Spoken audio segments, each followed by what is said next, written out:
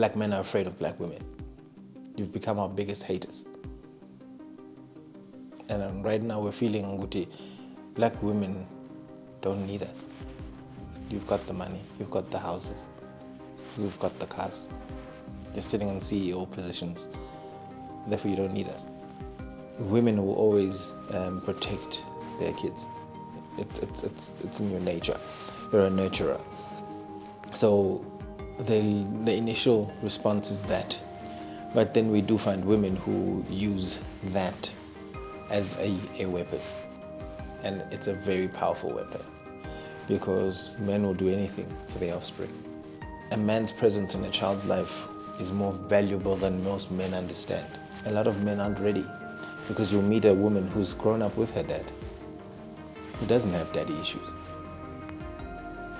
My dad was here. I mean, I know what a man looks like. I saw it with my father. In a world where Africans have lost their roots, it has become of vital importance to document our ways. In an effort to reverse the brainwashing of the past, where we were made to believe our ways are demonic, we are pressed to create dignified and respectful platforms to unpack our spiritual ways. The views and opinions expressed in this episode are those of the guest and do not necessarily reflect the beliefs or position of this channel, its hosts, or affiliates. This podcast is a platform for open discussions and exploration of various perspectives, including controversial and unconventional ideas. We encourage viewers to think critically, do their own research, and form their own opinions. The content is for informational and entertainment purposes only and should not be taken as fact, advice, or an endorsement of any specific viewpoint. Viewers' discretion is advised. All right, Moya Ulight, Moya Upright, Mkhulu Dladla, welcome back to Moya Podcast. It's always such a pleasure to have you here. And you know your topic, we always call you when we are trying to figure out men. Yeah. And what men are going through. Yeah. You're the MC of the men's conference. Yeah. So, I mean, there's a lot going on. I must admit, our men are getting a bit better. Yeah. It's, do you want to unpack what happened in the past couple of years, the past couple of months? I think our brothers have realized their space and their place, and they realized that we're not filling that space and place. And the African man and the black African man, to be in particular, is trying to work on themselves. And what we've done is we've taken ourselves and put ourselves on a table, and we've spread ourselves out as a puzzle, and then we're trying to put ourselves back together again. But the one component that we realize is we need the black female to be able to put us together again. And what we've done is we've always excluded her as a madod. And we've realized we've been messing with Mother Nature. And we've come back and we've said, let us fix ourselves by ourselves so that when we get back, we know what you're fixing. We've done our part, the groundwork. So a lot of men have been doing the groundwork, and there's a lot of men that haven't even started. They've even thought about it, and they still have the indota,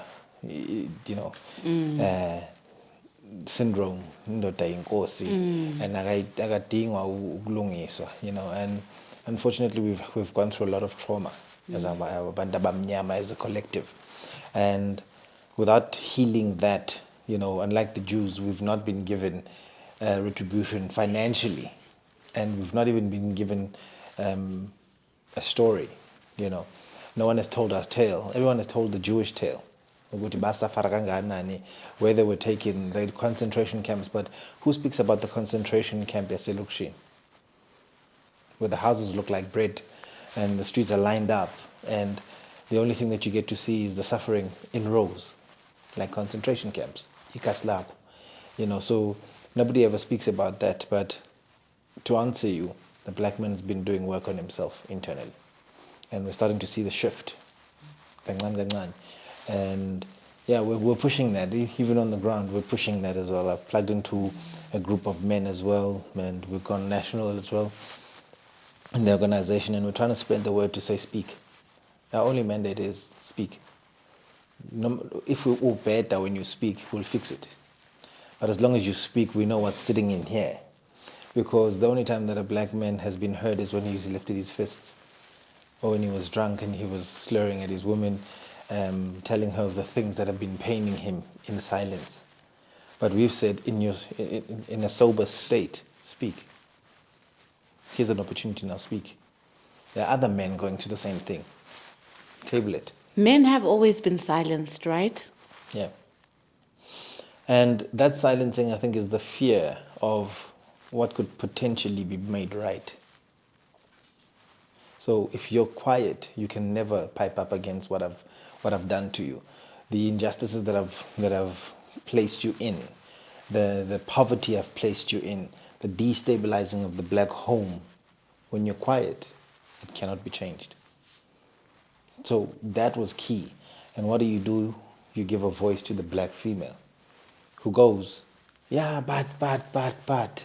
And who's the closest person that they can scream at? Is the black man, who's been quiet all this time about the injustices that they've been seeing, but unfortunately has never had an opportunity to be able to verbalize himself with no violence, with no fighting, with just peace and actually wanting a piece of the pie that he deserves. You know, we often hear this when you say the woman's voice. I mean, even if but with Believe Her, and there's always mobilizing around the woman. Yeah. Right? So what has that done to the black man? There's no campaign that I hate, and I say it with the strongest of hate, like take a girl to work campaign. Because what happens to the boy child when you take that little girl to work with you? Because you elevate her to the highest level. But what's happening to her counterpart? That's her man. In 30 years' time, that's her husband. But he wasn't taken to work. He wasn't given the same opportunities. So what you're doing is you're already creating an unstable home for these two kids. So what we need to do is take the kid to work. And in particular, take the black kid to work. So they get to see what happens in a production company. So they see what happens in an advertising company, because the Portuguese take their kids after school. They write homework at the till, at the counter. The dad passes away. This child knows. Uncle Mike brings milk. Uncle Larry, that is the bread man. We get veggies from Uncle Steve. We get this. So they're able to continue this legacy. But when we have our, small businesses, we don't know how this works, because we don't take the black child to work. So, I mean, back to the topic of women having voices and black men not having voices. Yeah. How do we fix that? Because what it's creating is there's a bitterness that it's creating between the genders, and men are feeling, like you say, left behind, left out. Yeah. I firmly, strongly believe, Wuti, women are the only healers that can heal the black man. The black female has the power to be able to take me to therapy without taking me to a therapist. The black female is able to sit me in the home and cook a meal, and in that meal put so much love that I feel utando, that I feel a void for in my heart and in my spirit. The black female is able to say to me, "You're a king," and address me like one, and treat me like one. So that when I go and address the rest of the world, even if they don't see me as a king, I know Guti, my safe haven, ekhaya. I'm treated like a king. So the imbalance between the two is the black female not being made to feel whole by the black male. But my plea is, as a black man, if you're sitting right next to a black man at home, wherever you're watching Moya today, is treat him like a king and watch his behavior change. We're birthed by women. Women have mastered us. There's no one who knows us like the female. They know what we think, how we think. When our behavior changes, they know exactly what's happening. We speak about red flags these days. Women have red flagged us before red flags even existed. They know exactly what we're doing. When we're out getting up to no good and thinking we're smart. Women know exactly what they've got. The God gene invested in them. Women have a uniqueness to them that they carry two ancestral lineages in them. A man doesn't. Ngizalwa ngudladla, ngiyoze ngishone ngudladla. But uzalwa umazwayi, ngiyakushada uba udladla wakwamazwayi. So you carry two ancestral lineages within you. And this is only a gift that God has given to women. So you have that battalion, that army of support standing right behind you saying, if we are about to fix this man, we can only fix him through you. So what are your issues, man? What's eating the black man? I think the black man doesn't know his place, and I think this is because sikhula singanabo baba. So we only get to see ukuthi indoda yini with yourself. The first time that you encounter a man is when you become one. And a lot of our brothers haven't manned up because ubudoda has not the ability to be able to provide. Because even a young boy can win the lotto and provide, which does not make him a man. But that's why we're seeing a generation of young boys with IDs that say they're 48 and they're 50. And they're hanging around, taboo doesn't even exist anymore, but they're hanging around in clubs where they're picking up 20-something-year-olds. I think they call it saint now. Saint, isn't it? Yeah, I think that's where they're going now. I think so. So they hang around those places and they're picking up these young girls and thinking it's cool because we've got a bit of finances. But in that grown stage, this is your daughter. And what are you doing at the club? What are you doing at the club? What are you doing at the club at 2 a.m.? You should be lining yourself up to be teaching the next generation, ukuthi these are the mistakes we made. Don't make these mistakes. But we've got grown men who are still in that space. And inkinga abadoda hlangabezana nazo is the psychological damage that has been done to the black nation is actually being shown out in everyday living. For example, finances. When we hit the big financial break, we don't always look at the one that was there and led me to the financial break. We then look backwards at what we wanted at 21. It's because the psychology is, I had a client who had a similar situation. They were looking backwards because isithandwa sakhe umshiye ana 21. At that point, he never ever saw anyone be fitting to be the love of his life. So he went back and he dated a 21-year-old. And he was happy in that space because there was something in his, in his mind, that in his subconscious that was saying, I'm filling that gap. So he went around with all these women trying to fill that gap until he went back and he dated a 21-year-old. So there's a lot of healing that needs to happen, Giti. There's a lot of financial healing. There's a lot of healing. Think about how many men are not doing the fundamental yobudoda, which is finding a roof over your head and then looking for a partner. Even birds do it. They build a nest first, and then they go look for a partner and then make babies. We're making babies sisahlale in my back room. Now our kids are growing up kakoko, which is not giving them their own home. So you're growing up in a family home, and that's why we're having these disputes as black people. Shows like Gugitila wouldn't exist if we did things right as men. Is build the nest first and then go look for a partner and then make these kids. So fundamentally, we are lost in who we are. And the first place that men should look is Isithakazelo. Because that's the compass of where you come from. And once you understand ukuthi ngibuyaphi, when you're saying ngudladla ngumgabatelo wagabatela inkundla kaBulawayo, there's a lineage. Nguvezi ngumpembe, ngunyazitha, ngumhlophe.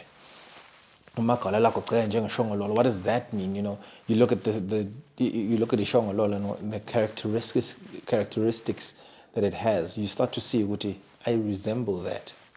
Which means my people are that, okay, maybe it's my totem animal, okay, maybe, and you start doing a bit of research into who that is. Once you start finding where your people are from and who your people are, you start to find who are you within your people. and there's a role that you've come to play within your people. And I think a lot of men are lost because of that, is that I cannot teach you and give you guidance as my wife when I don't know the guidance and the route as well to go down. So amadoda are suffering in identity. We have an identity crisis. Is asizas. I'm hearing you speak about guidance and men as leaders. Do you believe that men should have younger wives? Younger or the same age. If you have vision and guidance, even the younger one, she's going to question your leadership. Though age is irrelevant in the structure of things. It's really about a vision, a mission, and understanding what we're happy, So I think in the Kushelana, we've missed a step, a very fundamental step of courtship, where you ask me questions like, what are your finances like? What's your credit record standing at? What is the actual, where are you taking us? If I was to marry you tomorrow, what would be the aim or the vision of what we're doing? What would be the aim of our marriage? How many kids do you want? People are not discussing this. People are getting pregnant and going, "Manje ingane zingaki?" And we're finding Guti, you're asking the questions you should have asked in the middle of the relationship. In the middle of the marriage, you're asking fundamental courtship questions. And you just didn't ask the right questions in the beginning. Jesus. So, what are these 40, 50-year-old men doing at the club, and where should they be? These 40 and 50-year-old men should be raising a community. They've got the finances to do it. Those are community leaders. A 50-year-old man can give me Istorsakana at 25 that can lead me into my 30s with better knowledge of where I'm headed. The 50-year-old can give me guidance into what marriage feels like and marriage should be like. 50-year-old should be teaching me what happens uma sengibhala esengithi ngifuna ukulobola and giving me the guidelines and the tools to be able to do that. One of the things that we do culturally is leave out kids. No, kids aren't put into the lobola process. And then kids are involved later on in the lobola process when they carry flowers to, in the ceremony, but they aren't involved in the steps. So you don't even know ukuthi kubhalwe incwadi kuqala bese kuyahlelwa.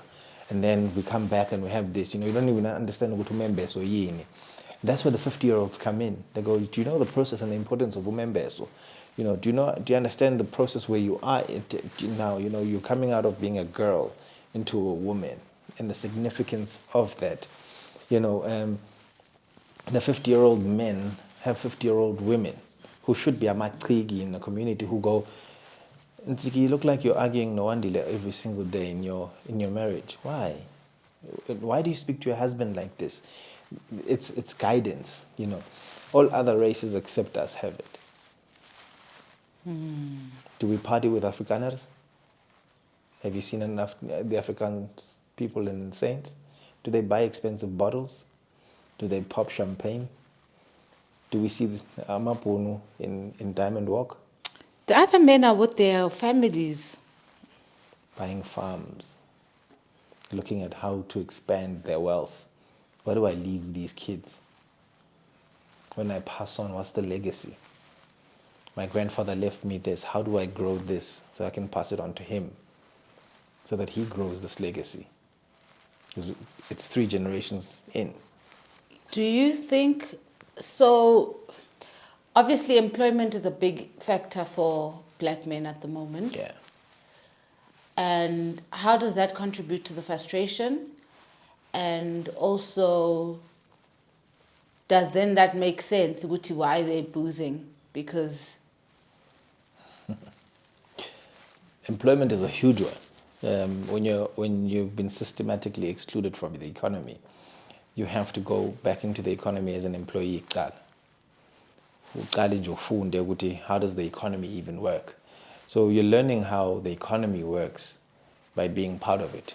You're excluded from being that portion that actually funds the economy. Yeah. So you go back in as a labor force. And what were we during apartheid? The labor force. So it just hasn't changed. We just wear suit and tie now. We don't wear overalls to the mines anymore. We go into a fancy building in Sandton and we call ourselves, educated. It's just a different term for the same slavery. Because when the 25th hits and they deduct Imalia Mod, Imalia Bond, Imalia Lok, funeral covers, life covers, whatever covers, you are uncovering what I'm not covered. Every 25th is painful for every black person because you uncover ukuthi, how much more do I need to come to this corporate space? So finances are a huge one because when you're unable to provide, there's 3 P's. You need to provide as a man, you need to protect, and then you need to profess your king, and your kingdom is being your kids and family. That the first one, the fundamental one, men are struggling with provision. We're just giving you guys enough, just enough, and then it becomes so bad that I need you to go succumb yourself to another man, to go listen to the instructions of another man, and then be under his leadership for another 8 hours, and then come home to my leadership. But watch this. That man tells you, if you're not at my space at 8 a.m., I will cut the remuneration that I give to you. So if we wake up in the morning and we feel like cuddling, we remember the 8 o'clock. Who has more control and power over our lives? And that's where it's hitting. It's fundamental. It's the small, unseen, unspoken about things that, knocking in at 8. But when you've got a deadline and the missus can't come home because the tender needs to be submitted tomorrow morning, I'm working late. Now you've destabilized our home because now 7, like I sidla dinner etafuleni. So ingane are now eating supper with me, and you're not here because another man has said to you, sit here until the tender is ready. Then you can go back to your man, and then your life can, go back to normality. So as black men, we feel we don't have enough power to be able to protect our women, financially, economically, even land. I cannot take you and go put you on a farm, and if you enjoy, or if you love roses, have a rose garden.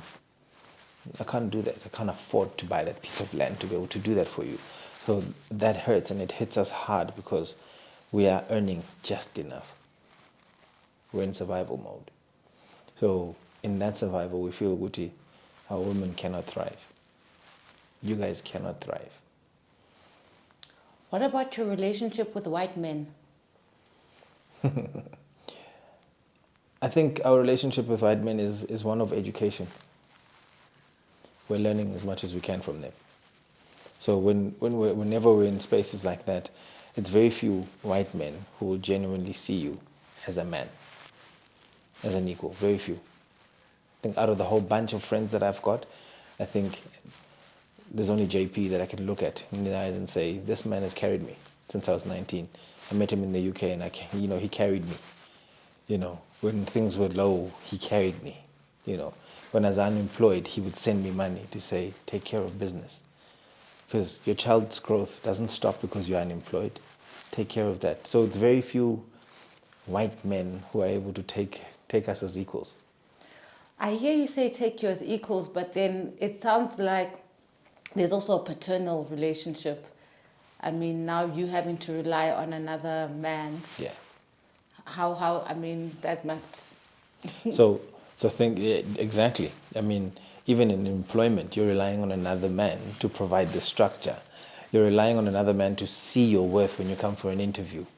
You're having to dress up in a particular way. Why can I not dress up in a beshu and patisbugu and take a shield and that be acceptable attire? I then have to shift and fit their mold. And that's one of the first things that we encounter. So our relationship with white men is that we as a country have just been scared to pull this up, and we haven't moved anywhere in the last 31 years. We haven't moved. We've just learned how to include black people in the movement. I'm wondering how it feels to have a male ego and then having to have a white grootman, because when we watch our black men interact with white men, they become T-boys. Yeah. It's the exclusion. You've watched your dad do it. You've watched your grandfather do it. Our grandfathers still do it today. When a white man is around it, they don't say bas, but their bodies say bas. Unspoken language. It's loud, you know. I hate it when Sekasi and, you know, Daniel and I were speaking about it and we were saying, I hate the phrase, Khotman or Ngamla. Yeah. You know, those like those small terms, they remind you, Guti, even if I'm doing well, I will always be, you know, compared to a white man. So my success is always compared to a white man. Iksingamla, imlung, mlung ngakvulela umnyango. You know, bose taxi rank abantu bavuka. Makwa, airtime makwa. You know, it's still the same. Is that you guys have the buck. Whoever has imali is umlung. So that notion is still there. When you succeed and you move out of the hood, they won't say Unsiki has now moved to Waterfall. Unsiki uhlala nabelungu. You know, so we still use the scale of umlung as our success scale. So it's still in our subconscious, and that's why I say in these 31 years, we haven't moved an inch. We have not moved an inch. I'm also trying to imagine, say you are a 47-year-old African man in corporate, and then a white 32-year-old boy gets made your senior. Yeah. Can you imagine that 31 years ago, the same scenario was happening, where that 31-year-old was saying to you, where's your dompas? Can you imagine the triggering that's happening in that man's subconscious, where he's constantly being triggered to say, where's my dompas? And you're asking for emails, you're asking for any deadlines, forgetting what this person is way older than you. And yet again, we've got respect as abantu abamnyama, and we carry this, and it's in our DNA because Okoko raised us like that. So even if he's a 31-year-old, you find this 47, 49-year-old still succumbing and still handling him with a lot of respect. So this happens all the time. And can you imagine the psyche? Imagine how tired this man's mind is when he goes home, because his subconscious is working overload. I have to please the white man. I have to please the white man. And he's not saying it. His psychology is thinking it. He doesn't even have control over it. I have to please the white man. I have to please the white man. I have to please the white, because that's how he grew up. In apartheid South Africa, that's what his mind was saying. Please the white man. Please umlungu. Otherwise, bad. You know, please the white man. Otherwise, you get a beating. And unfortunately, he carries this in his subconscious state. And it must be a painful place to live as a black man. And then it begs the question, then, how do black men feel about white men? Black men are... Is there some resentment? Great deal of resentment. There's a great deal of resentment there to say, you created the system that has put us in this place. And unfortunately, our black leaders weren't strong enough to be able to give it back to you.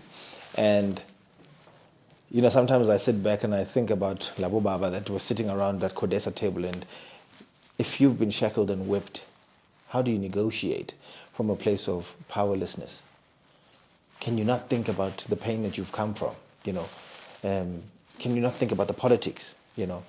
When you think about OR having to go live abroad because they dedicated their lives to moving our people out of, you know, that discomfort, and you're unable to do a 360, you know. I think if I always say it as, I think if I was around the apartheid, I wouldn't be here.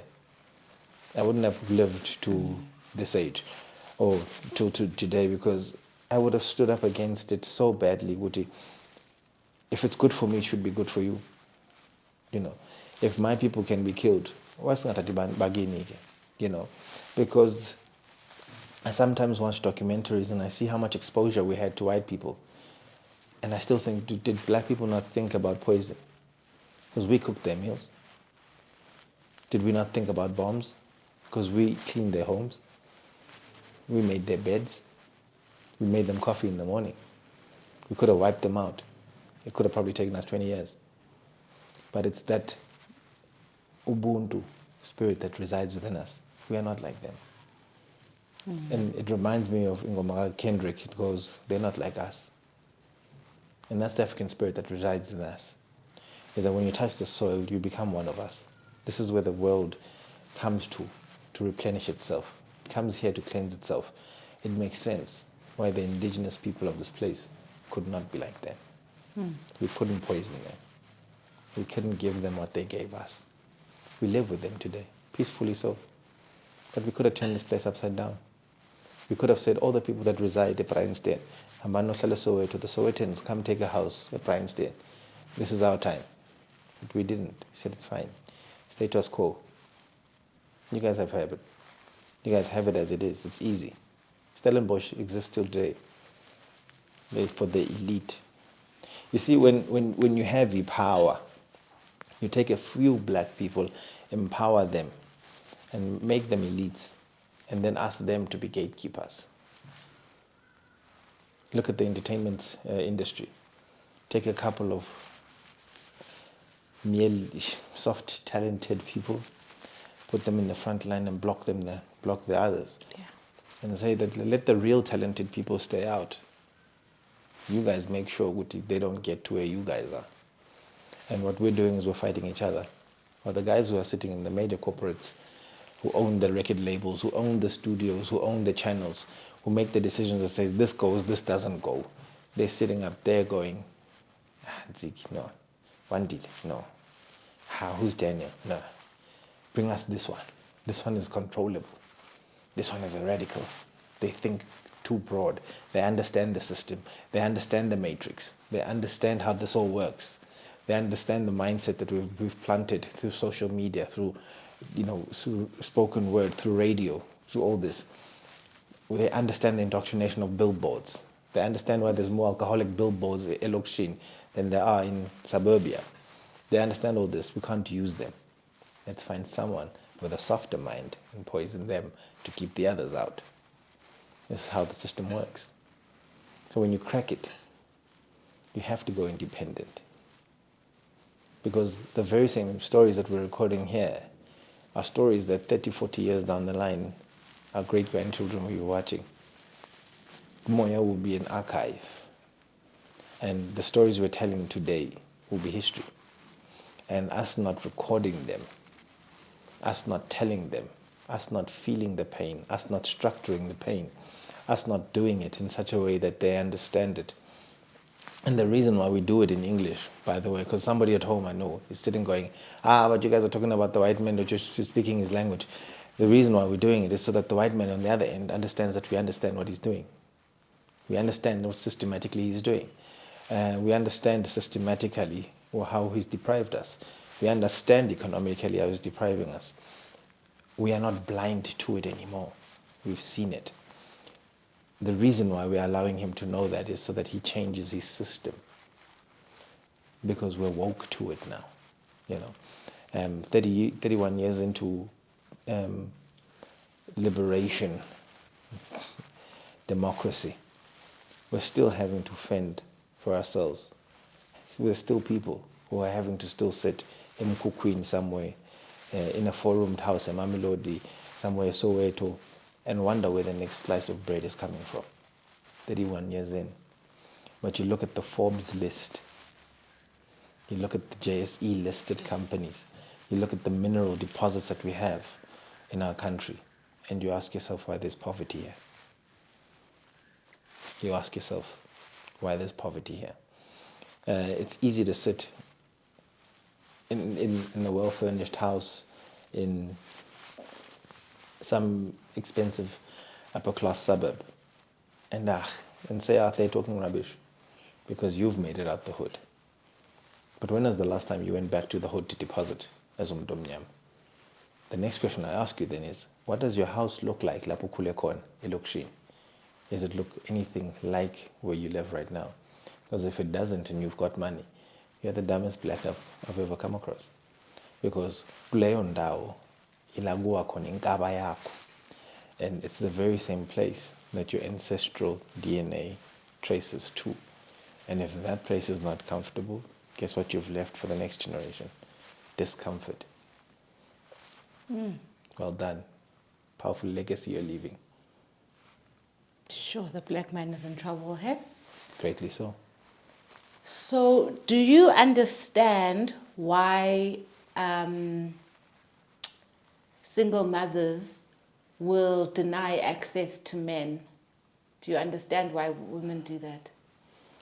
There's various reasons, but I think pain is the biggest one. Pain and the lack of guidance. You failed to guide me. What about this one? And it's the lack of leadership. And it's also psychological and a trauma response. I need to protect this from you because you hurt me and you will hurt this one. But it is not always true. I might not have any feelings for you or any good intentions for you, but this is my offspring. And I will love this offspring with everything that I have. So it's a trauma and a pain response. And women will always protect their kids. It's in your nature. You're a nurturer. So the initial response is that. But then we do find women who use that as a weapon. And it's a very powerful weapon. Because men will do anything for their offspring. Because we're taught as young boys, anything that comes from you is to be taken care of and nurtured and molded into something. And therefore we'll do anything. So it's easy to bend a man as soon as you have his offspring. Do you, and I ask this on behalf of, for you to answer on behalf of the men, the frustration for women is that men show up half. So the child will live with the mom and the guy will see the child once a month or something random like that, where now this woman has to manage the expectations and the feelings of this child who keeps getting disappointed by this man who says he's coming tomorrow, then doesn't show up. And then she's also the one feeding the child, doing everything for the child while you are at home drinking beers with your friend. So are men aware that that's quite annoying? I think I have a friend, Utsepa, and I'm very proud of him because he fought the birth of his son in court. He went that route and he said, I will not have this. My father didn't fight for me and I'll fight for this boy. And he fought Uguti every second weekend. He has his son. So the son knows that this weekend I'm with with mom, this weekend I'm with Baba, and that was significant for me. That was a great lesson for me to see and to learn. And for me, the lesson there was a man's presence in a child's life is more valuable than most men understand. And that brings me to the reason why I'm always with Unati as much as I can be with my daughter, is because I understand that every time that she's with me, there are times where we sit on our phones and we're reading books on our phones and she's going through her YouTube dance routines or whatever. But to have her father next to her, there's a void that it fills within that child. And if I could say anything, madoda lanhleli khona bafethu ibhiya ihambi ibhiya yakudala mfethu hamba ihlala nengane zakho. Even if you're drinking your beers with your kids, do that. Because the time that you spend with them, it is so key, it's so important. Even if they get to learn your responses, how you respond when you're triggered, when you're angered. you get to plant so much knowledge, so much indigenous knowledge in your kids just by spending time with them, because they'll ask you questions like, who's your dad? No, baba uban uban. Oh, who's his dad? And it sounds like stupid questions, but kids then hold on to that, because now that becomes their reference. Ngiyakhumbula ngiyingane ubaba washo ukuthi ubaba wakhe uAlbert. Oh, okay. So my grandfather is that. Okay, who's my great grandfather? I remember dad said it's so and so. So you give your kids reference in just being with them. And presence yakababa, it is fundamental.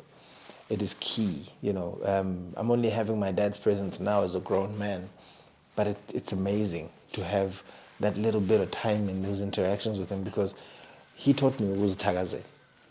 As grown as I am, I didn't know how to do it, and there's no other way. And I even recorded him, and I still have recordings of it. And should he pass, I've got those memories to be able to hold on to. Should you pass, what memories are you giving to your kids to hold on to? So to the men, reach out to your kids. Your ex might be very difficult with you, but it's not for her. It's for these legends that you've birthed. And if you're not fighting for them, what are you fighting for? Why are you alive? And it's so weird how men have never noticed that izinto zabo azihlangani when Their kids are not right. Yeah. It baffles me, because it was one of the first lessons that Spirit taught me, Uguti. The offspring that we give you is a test of how much we should give you.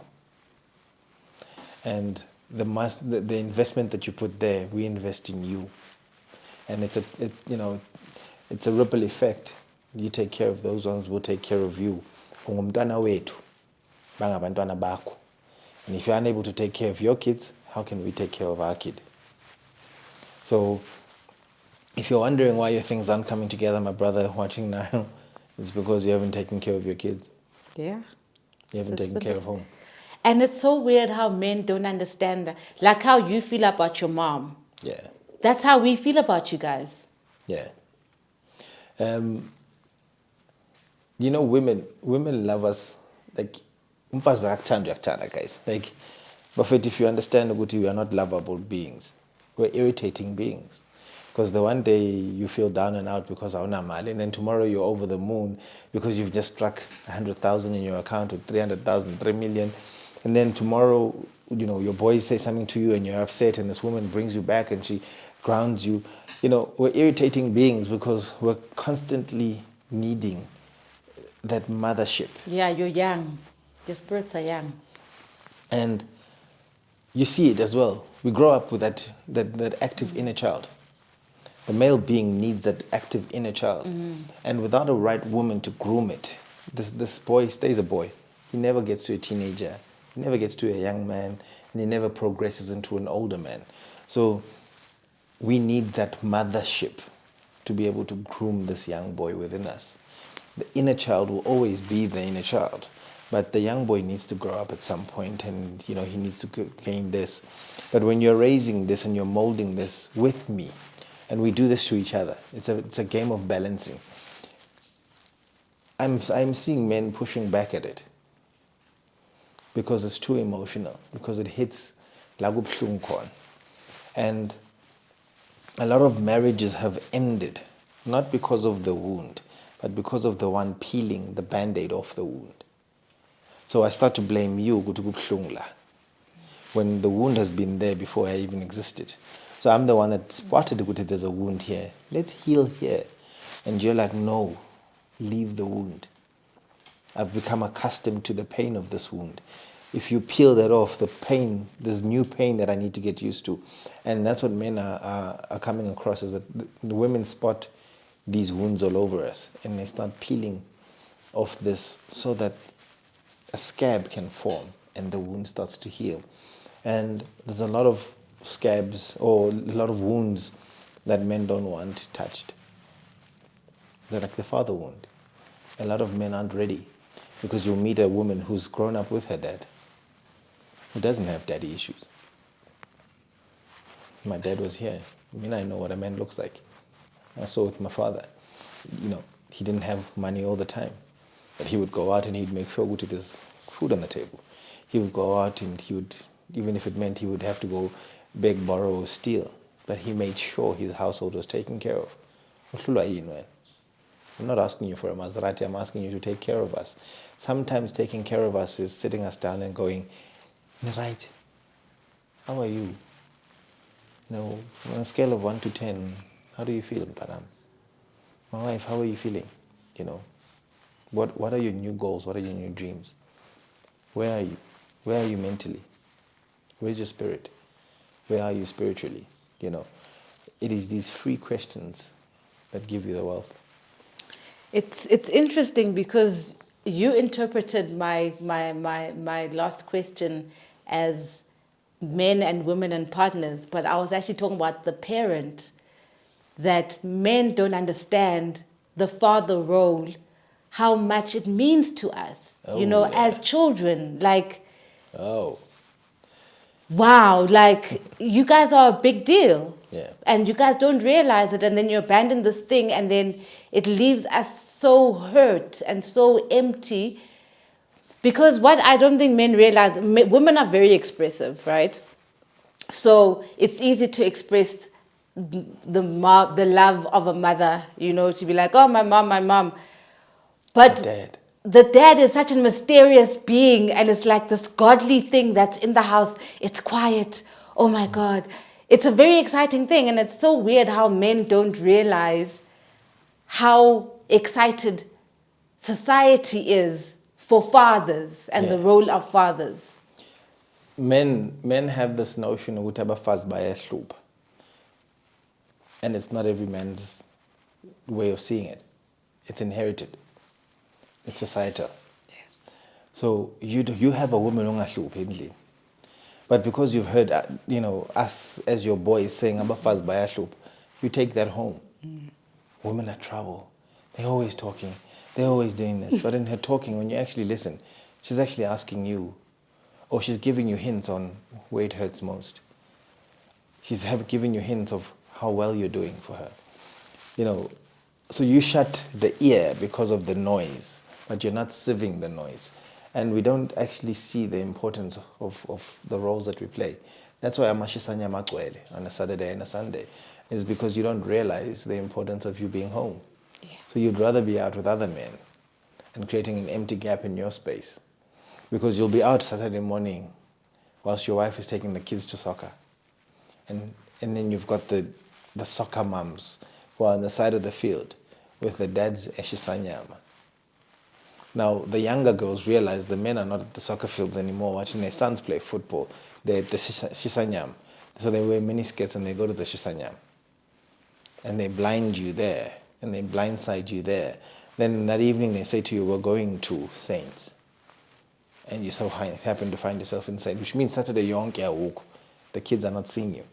Because they woke up early, you were asleep. They get back from football, I walk. You come in, you take a shower, and you prepare yourself, and they see you having a quick meal, and you're leaving. When you come back, it's the AMs on a Sunday morning, drunk out of your brains. When they leave to go to church with mom, you're still asleep. When you wake up, they're not around. You take the car to the car wash on a Sunday. When you return, they're back. You're preparing again to go out again. Keep you papalas. And when you return, it's the early hours of Monday morning, and the cycle of corporate starts again, and you're back at work on Monday morning. You haven't spent the weekend with your family. And this happens over all weekends. After some time, your kids are 18, and they don't know what your favorite color is like. What's your favorite food? They don't know. You were never around, but you were present. But we time el corn. We had a man in the house, but we didn't have a dad. And that's what our sisters are growing up with, is they're growing old with men they don't know.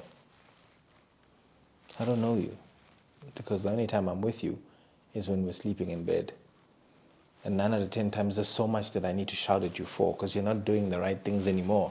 So the only conversations we're having is my unhappiness. So you don't even know what makes me happy anymore. I can't even express it to you. So you become a member of the bedroom, but you're not my partner. Without using the graphic words that YouTube doesn't like, men like to exert a lot of violence on women. What's that about?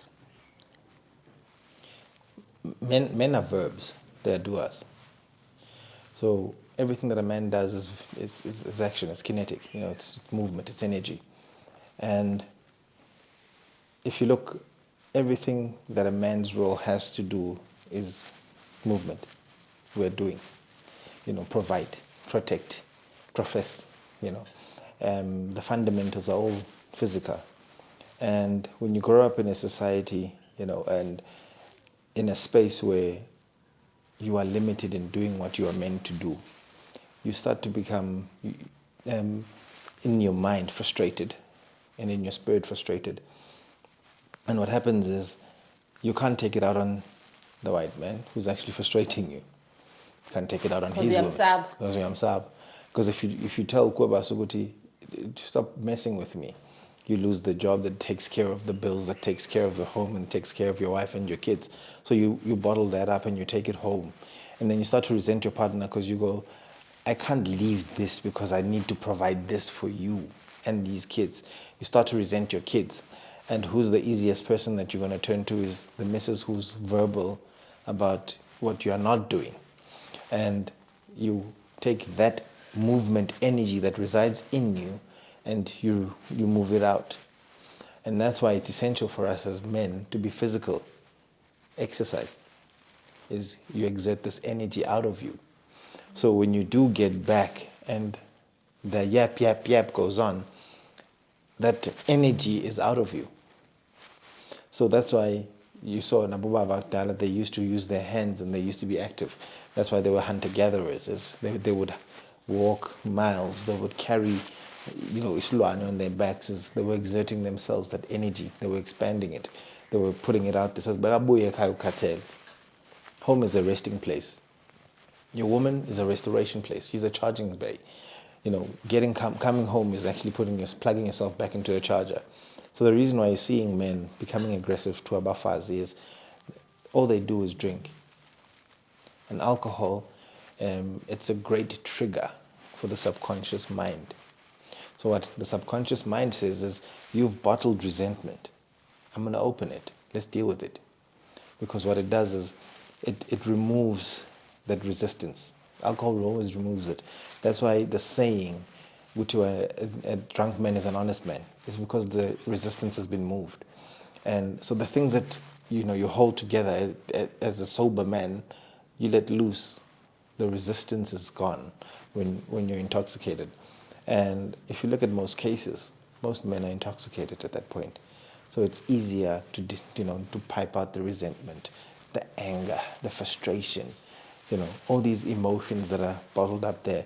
Now, because I don't do any physical things, because you find men these days, if you come into a complex, you find women standing outside changing a light bulb. I'm like, these men are not doing these things that are using this energy. You find this lady mowing the lawn, or Uno Baba was next door mowing the lawn for her, because the Baba Walana doesn't want to buy a lawnmower and do this. And this is all therapeutic things. It's the energy that you're putting out there. It's the love that you're putting into this world. You do this barefooted so that you can ground, as you're mowing this lawn. But because we're not doing these things anymore, we're hiring Osfiso and Abu Madla to be able to do this work for us. They are getting grounded on your land. They are grounding on your ancestral land. And they are getting blessings and energy from your ancestral land. And you're not understanding things are not falling into place. And it's merely because of that. You are not moving enough. Interesting. Then South Africa is known to be the most sexually violent country in the world. What is that about? The imbalance. I love the fact that you realize the father role is so important, because having the imbalance teaches you to go look for the balance elsewhere. And because we are so feminine, because as men we are so feminine now because of the lack of men, we try and balance the scale up by having other females who will fill that void. And unfortunately, what that does is it creates I need to plant myself everywhere. So in your subconscious, you're saying, I'm planting myself everywhere, so this is a manly thing to do. And in all of them, you're actually picking up things. And with that, we then become, in our subconscious, we create a space where we desensitize ourselves to sexuality. So I was saying to someone, you need to be so much more careful now with your kids and phones because of the readily availability of pornographic images and whatnot. Even Instagram, you open it and the first thing that comes up is your sister in a bikini, you know. And what this does is it desensitizes you to sexuality. There's even scenes on TV where, you know, it's an assault, but because it's made to look romantic, we are now planting this in our subconscious to say, that's actually not assault, that's love making. They are just rough. And that roughness that you see on screen, you now want to try it. And you start becoming rough with your women and forgetting, Nguti, these are two paid actors portraying a scene, but it's planted such a deep, deadly image in your subconscious. When you get to the bed, it's like what, you know, and I have this conversation with men in the men's conference in the organization I belong to now, Makutsumel, and I say to them, guys, the things that you see on these pornographic clips that you're looking at, it's acting. Nobody goes out and does these things. And what you do is you bring it home and you want to do these things. No mama sekai. And those two actors, they don't do that in their private space. That's their job. Now you're bringing that script home and it doesn't play out in your script. And you're creating an assault on the woman that loves you, trying to please an image that damaged your subconscious. So we are damaged in our subconscious from the images that we've consumed. Yes. We've consumed too much assault in everything that we've consumed.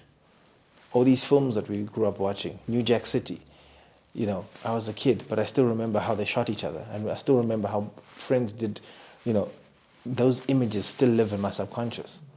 And you have to physically go back and erase those and get them out and heal that space in order for it to leave you. Otherwise, you will have sporadic outbursts, and it's not you. It's the subconscious remembering that image. It's true. It is a process of unlearning, you know, and not, unlearning. It's It really amazing is. because once you know what the real thing is, Yes. you're like, oh my God, that was so embarrassing. What was I doing? It's true. Yes, into the TV. Exactly. Because we're expecting women to know how to do women on top and to be able to do all these things. And do you really want them to do that? Do you really? Some of these images and expectations we have of our women, do we really want that?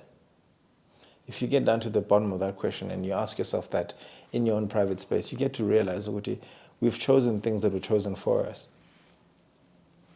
TV programming. Then lastly, for some young man who is sitting in the funk and they know that they're sitting in the funk, where do they start? Like, how do you start unlearning? How do you start becoming a better man?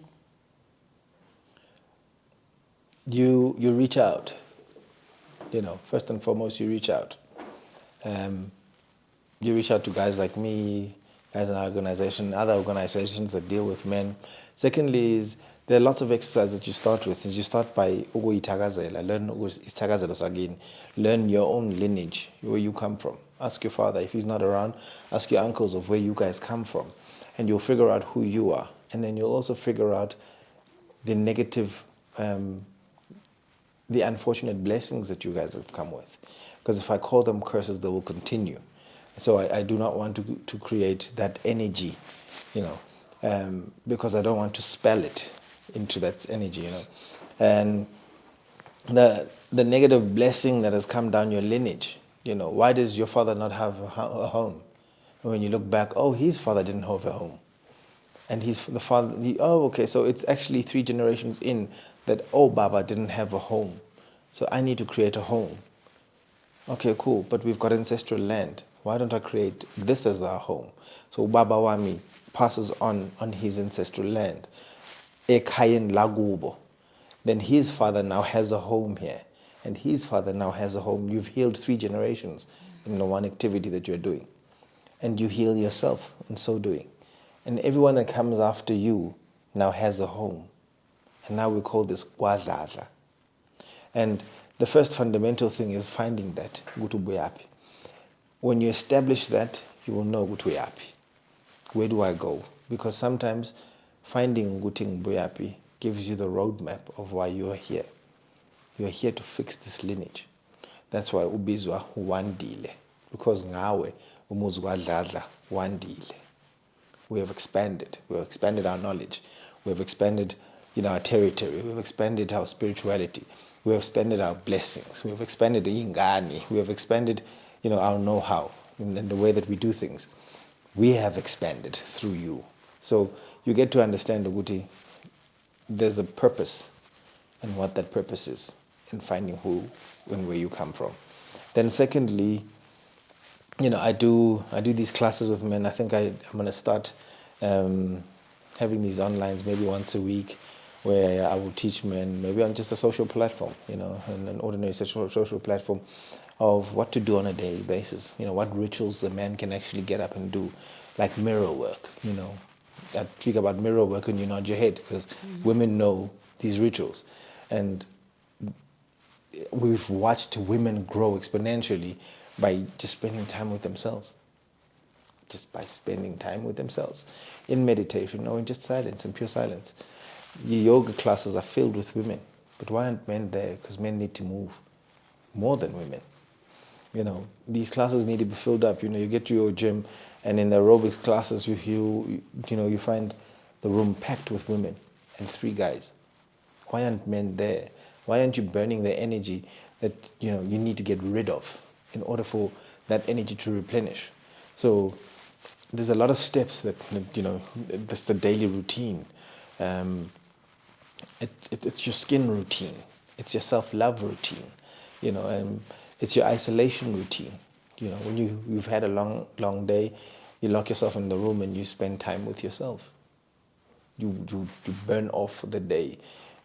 Whether it's been a good day or a bad day, you burn it off and then you come and encounter the family. So we get you on your best energy. Your kids don't deserve to know that your boss screamed at you. They didn't scream at you. He did. So why don't you get into the room and go, hi guys, how are you? Give me 30 minutes and we get to know. Dad has a routine. When he gets home, he takes off his shoes and he gets in the room. He punches his pillow. He screams into the bed, whatever it is, and then he comes back and he's this loving guy. And so when your husband does it, you're used to it because my dad did it. My dad expelled of that negative energy. That's love. You do not deserve the negative energy I got outside in this home. I take it out. I will give you the best me, and simply just by spending time with yourself. Now that we spend so much time talking about the issues affecting men, do you want to give me some insights on what issues are affecting men about women? Oh. Men genuinely feel like you'll love us when we have. When we have money, have homes, when we have assets. But y'all genuinely do not like us for us.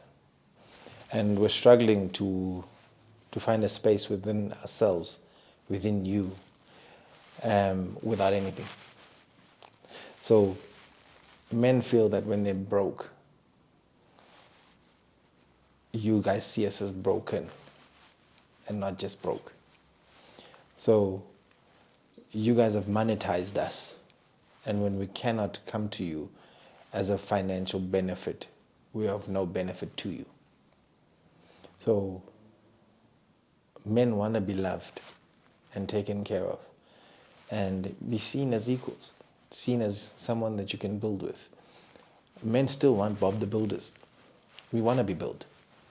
I, for one, speak for a lot of brothers I know who say constantly, I want that woman who's Bob the Builder, because my mom was Bob the Builder, because she built me to be the man that I am, and I do not want to be built by my mom anymore, because now I'm a grown man. I want to be built by the woman that I want to spend the rest of my life with. Umangenzi put, I want you to correct me. When I have the millions, I want you to show me how to spend it. I want you to show me and teach me how to invest this. You know better because you're a nurturer. You know how to expand things. I bring things and I put it on the table.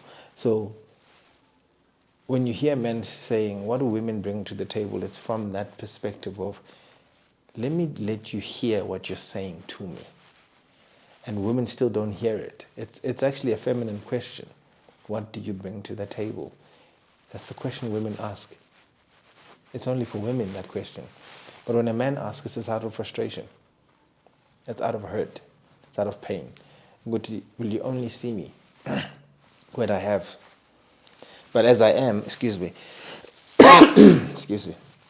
Oh, that's the pain that's coming through, for a lot of men, is that men are feeling voiceless. Oh, sorry. I'm really just, sorry. I'm genuinely just bringing it through. Men are genuinely feeling it. And men are more than money. The money, thank you. A man makes the money, but the money cannot make the man. It cannot. And, oh, thank you. Channeling there, guys. Sorry. And that's genuinely how men feel, choked. I think that's the word that they were trying to put across. Men are feeling choked. Is that without anything to bring, women don't see us as equals or even anything worth looking at. So that's some of the questions, some of the problems. Men are struggling in their sexuality because there's so much stuff on TV, and I'm gonna get hit by the LGBTQI community right now because everything on TV is telling the man to be homosexual, to move to homosexuality, because of everything that it's streaming to the man. And I can understand as a white man why you would propagate and push that with so much money backing it. Is because you want the black male to not reproduce and create more kids so that the generation afterwards stops with us. So that we cannot we cannot translate the knowledge, the indigenous knowledge we carry in us to the next generation. Who do you give it to when there's no kids to give it to? Because if Daniel and Wandile get together, we cannot produce kids together. So you were trying to stop the growth and the spreading of the black gene, of the black male. And I see it, it's strategic and it's very intelligent of you to do it. But we've caught on to it. We know what's happening.